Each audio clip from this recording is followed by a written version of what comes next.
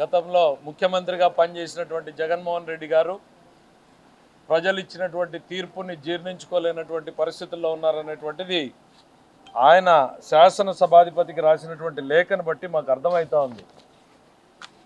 నాకు ప్రధాన ప్రతిపక్ష హోదా ఇవ్వకుండా అన్ని పార్టీలు ఏదో ఆలోచన చేస్తున్నాయన్న భావన నాకు కలుగుతోంది అని.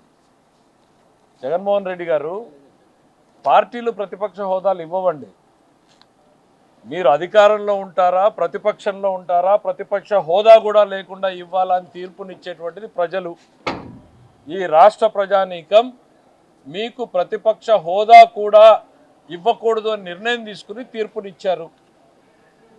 దాన్ని మీరు యాక్సెప్ట్ చేయండి. ఎస్, బాధాకరమైనటువంటి అంశం. అందుకనే మేము ఎక్కడ కూడా మీరు శాసనసభలోకి వచ్చినా పోయినా కూడా మేమేం మాట్లాడలేదు, చాలా హుందాగా వ్యవహరించాం. గతంలో చంద్రబాబు నాయుడు గారు మొట్టమొదటిసారి మాట్లాడే ప్రయత్నం చేస్తే ఒకసారి శాసనసభ వీడియోలు తెప్పించుకుని చూడండి, మీరు ఎంత హెకిల్ చేసేటువంటి ప్రయత్నం చేశారు.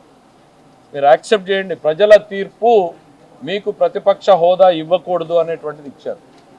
మీరు ఏదో నిన్న స్పీకర్ గారికి లెటర్ రాశారు, వాళ్ళు చూస్తున్న మీడియా మిత్రులు అడిగితే దాని మీద రెస్పాండ్ అవ్వాల్సి వస్తూ ఉంది. మీరు ఎవరిచ్చారో ఈ సలహా నాకైతే అర్థం కాదు. ఈ లేఖ రాయమని చెప్పి మీకు ప్రతిపక్ష హోదా వస్తుంది అని ఏదో ఒక యాక్ట్ ఉంది, ఆ యాక్ట్ ప్రకారం in Andhra Pradesh payment of salaries and pension, జీతాలు భత్యాలు ఇచ్చేటువంటి పెన్షన్ ప్రకారం మీకు ప్రతిపక్ష నాయకుడి హోదా వస్తుంది అనేటువంటి సలహా ఏ పెద్ద మనిషి ఇచ్చాడో. దయచేసి నేను ఈ డెమోక్రసీలో ప్రతిపక్షం ఉండాలని కోరుకునేవాడిని కాబట్టి చెప్తున్నా. గతంలో అంతమంది సలహాదారులు పెట్టుకుని ఇక్కడ దాకా వచ్చారు. ఇప్పుడైనా మంచి సలహాదారుని పెట్టుకోండి. ఈ లేఖ రాసింది మీ సొంత ఆలోచన అయితే మీరు ఇంకొంచెం ప్రజా తీర్పుని ఆమోదించే స్థితికి రావాలి అని నేను కోరుకుంటున్నా. ఇది మీకు ఏ సలహాదారుడు ఇచ్చిందైతే మాత్రం మీ భవిష్యత్తు ఎట్లుండబోతుందో మాకు అర్థమైపోయింది. ఆ సలహాదారులతో ఇక్కడికి వచ్చారు, ఈ సలహాదారుడితో మీరు ఎక్కడికి పోతారు అనేటువంటిది మాకు అర్థమవుతోంది. లెటర్లో మీరు ఏం రాశారు? It is the customary tradition of administering the oath to the elected members. ఇదేదో సాంప్రదాయంగా ఓత్ చేస్తారని మీరు చెప్తున్నారు, ప్రమాణ స్వీకారం. సారీ జగన్మోహన్ రెడ్డి గారు, మీరు ఎప్పుడు ఎక్సైజ్ బుక్స్ లేకపోతే ఇసుక అకౌంట్ బుక్స్ కాదు చూడాల్సింది. అప్పుడప్పుడు assembly rules book, parliamentary practices మీద కౌలన్ షక్దర్ బుక్ కూడా చూడండి, అర్థమైతే. ఇది సాంప్రదాయం కాదండి.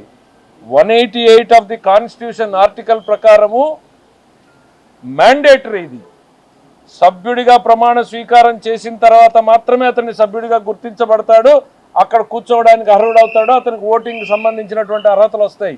ఇది సాంప్రదాయం కాదు.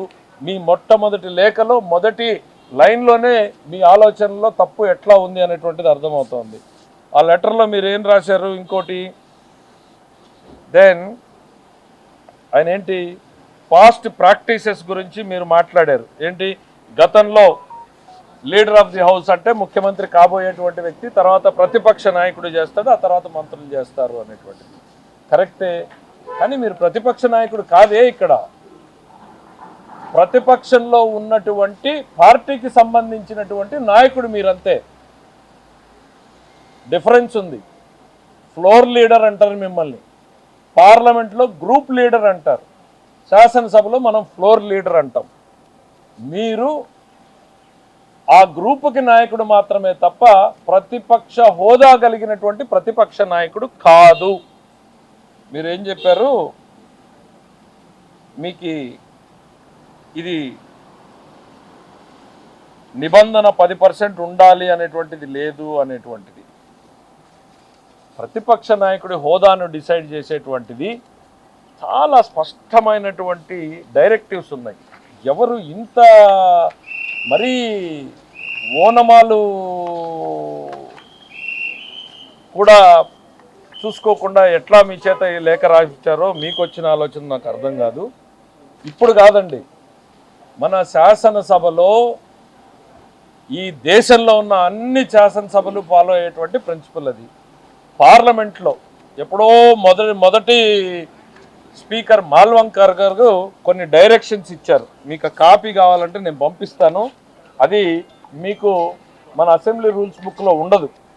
అది ఎక్కడ దొరుకుతుంది మీకు?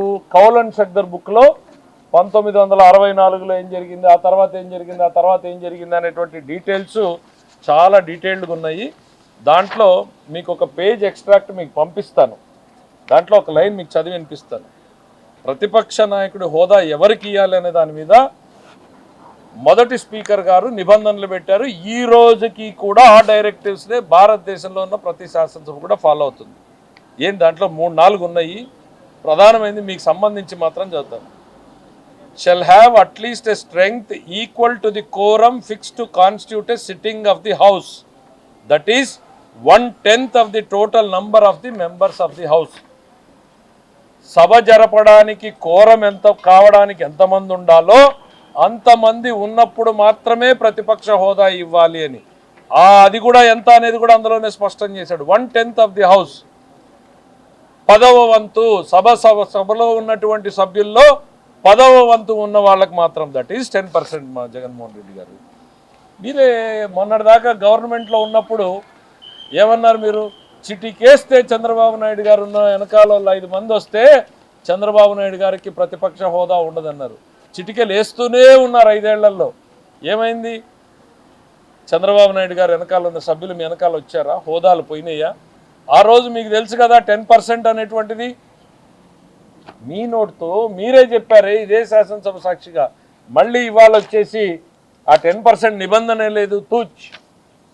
మీ ఇవన్నీ చూస్తూ ఉంటే ప్రజలు అధికారం తీసేసినా మీరు ఇంకా ఆ కొసరు అధికారం కోసం పాకులాడుతున్నట్టు కనపడుతుంది. ప్రతిపక్ష నాయకుడు అంటే క్యాబినెట్ ర్యాంక్ వస్తుంది, దాన్ని పెట్టుకునేదో జులుం చేయొచ్చు అనేటువంటి ఆలోచనలు ఏమన్నా ఉన్నారో మార్చుకోండి. ఆలోచన ధోరణి మార్చుకోండి. అప్పుడప్పుడు మీరు ఎప్పుడూ మీ వ్యాపారాల గురించి ఇంకోటి ఆలోచించినా కనీసం ఇప్పుడైనా ప్రజల గురించి ఆలోచించేటువంటి ప్రయత్నం చేయండి. మీ అధికారాలు మీరు ఎంతసేపు ఉన్న దానికోసం మీ తపన ఆరాటం కనపడుతుంది తప్ప ప్రతిపక్ష హోదా నాయకుడు మీరు మాట్లాడాలి అనుకుంటే మేము మొదటి రోజు చెప్పాం కదా, రండి శాసనసభకు. అందరు శాసనసభ్యుల్లాగానే మీకు మాట్లాడేటువంటి అవకాశం ఉంటుంది. ఎందుకు మీరు ప్రతిపక్ష హోదా కావాలి, నేనేదో ప్రజా సమస్యలు ఇప్పుడు గుర్తుకొచ్చినాయా మీకు? ఇంకా మీరు ఏం రాశారు లెటర్లో? 10% నిబంధనని చాలా స్పష్టంగా చెప్పాం. రెండవది నేను మళ్ళీ రిపీట్ చేస్తున్నా, అప్పుడప్పుడైనా rules book, Kaul and Shakdher book చదవండి. మీకు చదవడం ఓపిక ఇష్టం లేకపోతే పక్కన ఇంకోరిని పెట్టుకోండి, తప్పులేదు. మీరే చదవాలన్నటువంటి ఆలోచన లేదు. దాంట్లో కోరిక ఉన్నవాడిని ఉన్న పెట్టుకోండి పక్కన. చెప్పాను కదా, గతంలో సలహాదారులు పెట్టుకుని ఇక్కడ దాకా వచ్చారు. ఈ లెటర్ రాసిన సలహాదారుడి మాట అంటే మీరు ఎక్కడికి పోతారో మాకు స్పష్టత వస్తూ ఉంది. ఇంకా ఏం రాశారు దాంట్లో లెటర్లో? 84లో ఉపేంద్ర గారిని లీడర్ ఆఫ్ ది అపోజిషన్ పార్టీగా పార్లమెంట్ గుర్తించింది అని. వాస్తవాలు తెలుసుకోండి జగన్మోహన్ రెడ్డి గారు. ఆ రోజు దేశంలో వీఆర్ ది లార్జెస్ట్ పార్టీ, గర్వంగా చెప్తాం. తెలుగుదేశం పార్టీ లార్జెస్ట్ పార్టీగా అవతరించింది. ఆ రోజు పార్లమెంటు నిబంధనల ప్రకారం 30 మంది ఉంటే వాళ్ళని ఒక గ్రూప్ లీడర్గా గుర్తిస్తారు. ఆ రోజుకి నాకు గుర్తుంటే ఉపేంద్ర గారు లోక్సభ సభ్యుడు కాదు, రాజ్యసభ సభ్యుడు ఆయన. ఇఫ్ ఐఎమ్ కరెక్ట్, వెరిఫై చేసి చెప్తాను. మా పార్లమెంటరీ పార్టీ లీడర్గా మేము ఆయన్ని పెడితే ఆయన లోక్సభ వ్యవస్థ గ్రూప్ లీడర్గా గుర్తించింది, అంటే ఫ్లోర్ లీడర్గా గుర్తించింది. ఆ తర్వాత జరిగిన పరిణామాలు కూడా చెప్తున్నాం. ఆ తర్వాత ఇతర కారణాలతో ఒక సభ్యుడు రిజైన్ చేస్తే మాకు ఆ హోదా పోయింది. 29 మంది అయ్యేటప్పటికి మాకు